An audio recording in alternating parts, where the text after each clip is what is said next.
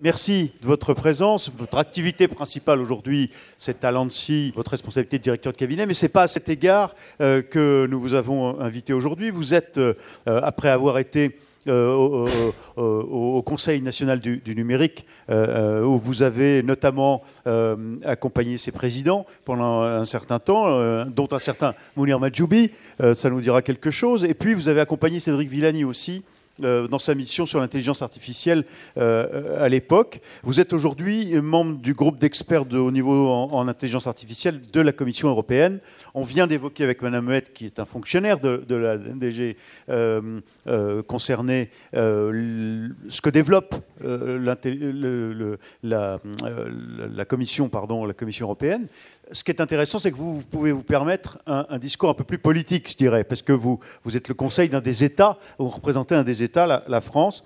Qu'est-ce qu'il en est aujourd'hui? On a fait le constat que les entreprises, 2-3%. Bon, on ne va pas revenir sur cet aspect-là, mais à quoi travaille ce groupe des nations pour pouvoir aller un peu plus loin et développer non seulement le budget, bien sûr, mais les initiatives? Oui, bonjour à tous.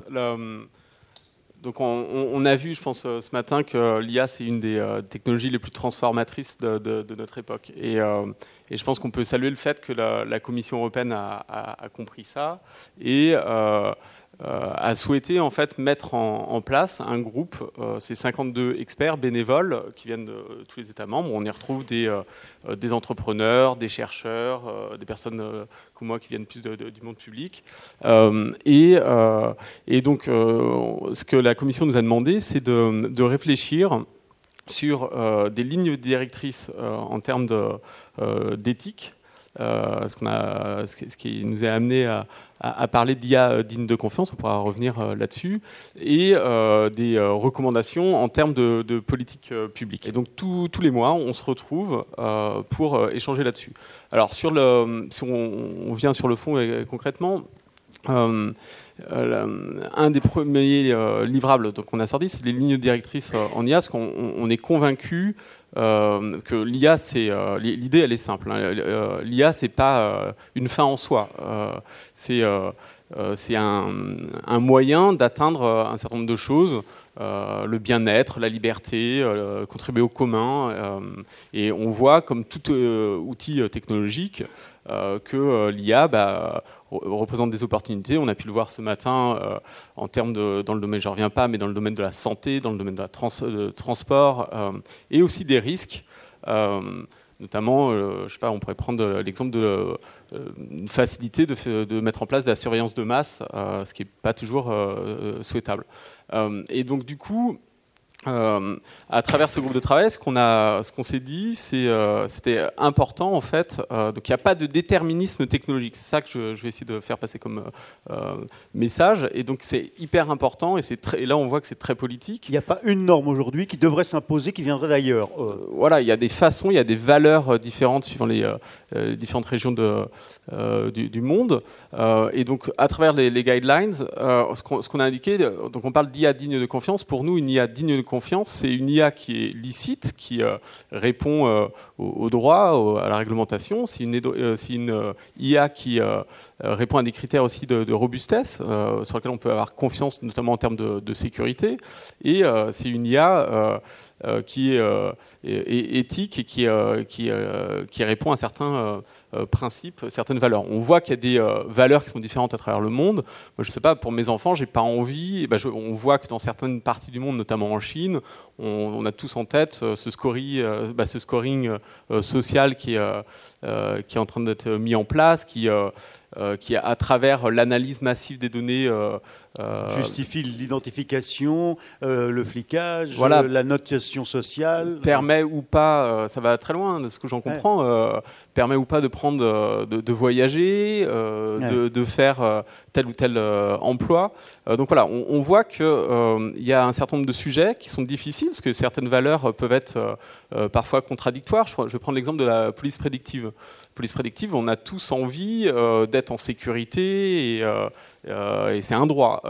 Et en même temps, il faut faire attention parce qu'il peut y avoir des dérives et ça peut entraîner une surveillance assez importante qui va toucher à notre vie privée, et ce qui est aussi un droit important ou à certaines de nos libertés.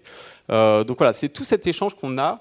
Donc à travers ce premier livrable, ce qu'on a fait concrètement, c'est aider des développeurs, des entrepreneurs, des chercheurs à se poser un certain nombre de questions pour faire en sorte que ce soit le plus...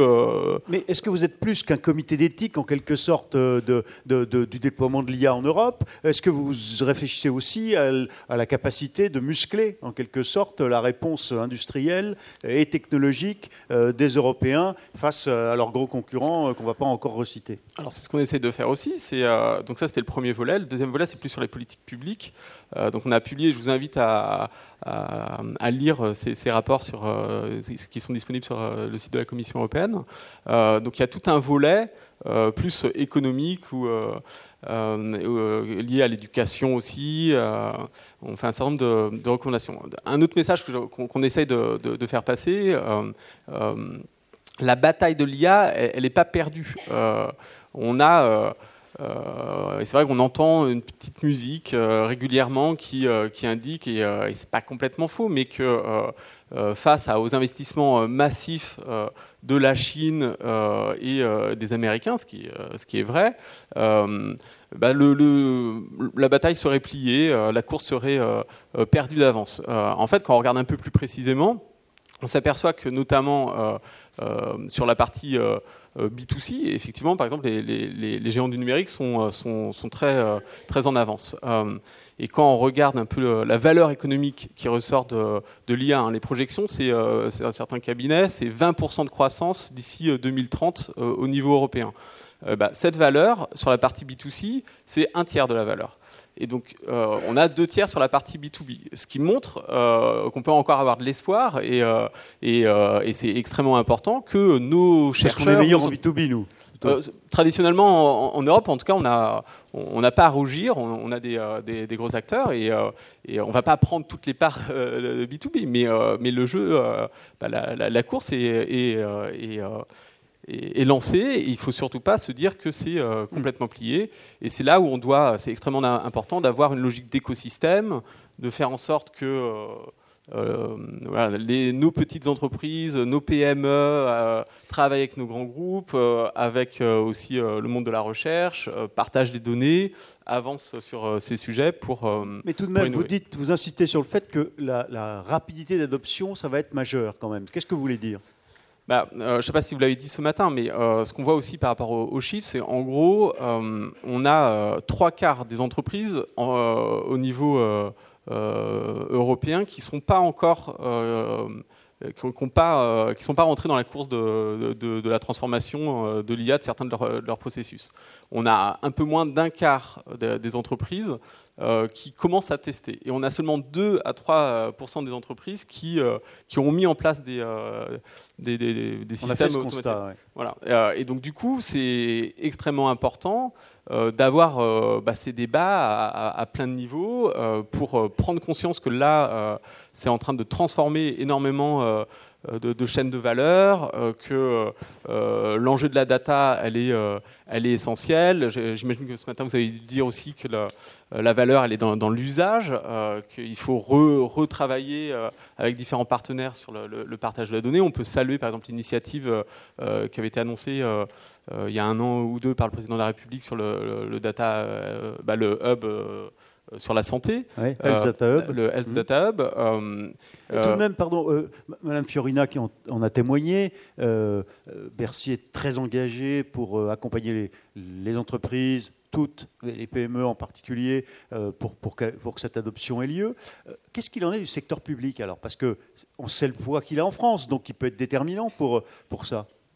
Effectivement, le secteur public en Europe a un rôle aussi très important. On a Et on peut saluer aussi toutes les initiatives qui sont lancées du côté de Bercy, avec les grands défis. Je crois qu'on a parlé de Jedi, qui est une super initiative, qui est plus au niveau européen. Mais moi, j'y crois à fond. On doit travailler sur l'innovation de rupture. Et le bon niveau, c'est le niveau européen. Au niveau français, on a lancé, moi je salue, c'était une des recommandations que Cédric Villani avait fait dans son rapport, les grands défis.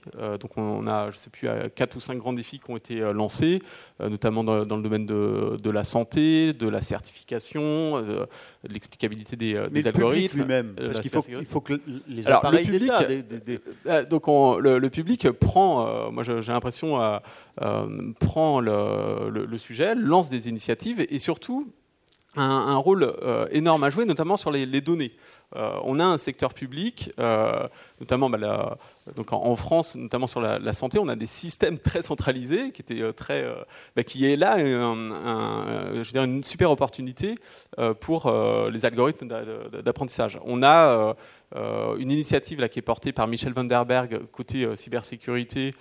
Donc c'est le patron de Orange Cyberdéfense. Donc le Premier ministre lui a demandé de travailler sur un concept de cybercampus. La place de la donnée va être essentielle. Là aussi, il faut qu'on arrive par secteur à construire, et le gouvernement... Des écosystèmes de partage de données. De données pour favoriser les échanges. Pardon de vous ramener, non pas à l'ANSSI, mais parce que vous êtes au cœur de la question de la sécurité. Il n'y a pas de confiance sans confiance dans la sécurité et dans nos boucliers. Sur ce point, un dernier mot en conclusion, si vous voulez bien, Yann Bonnet. Oui, c'est essentiel. On aura cette adoption. Alors, on aura cette adoption on pourra dérouler et utiliser toute l'opportunité qui est offerte par les systèmes automatisés de type IA si on a confiance dans ces systèmes. Et effectivement, un des volets, c'est la partie cyber. La partie cyber, c'est comme toute chose, c'est à la fois des nouvelles opportunités pour les attaquants d'utiliser l'IA pour automatiser un certain nombre d'outils.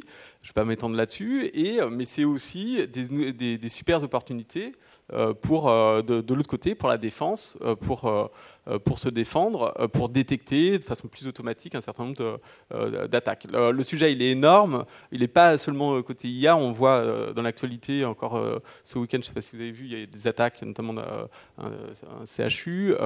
C'est un sujet qui est prégnant. Ce qui me rassure, c'est qu'on est en train de prendre conscience depuis déjà quelques années sur le sujet, qu'il y a des efforts assez importants, mais il y a encore beaucoup de choses à faire. Je voudrais qu'on remercie Yann Bonnet de ces informations, de ce témoignage, de ces précisions et de sa présence tout simplement.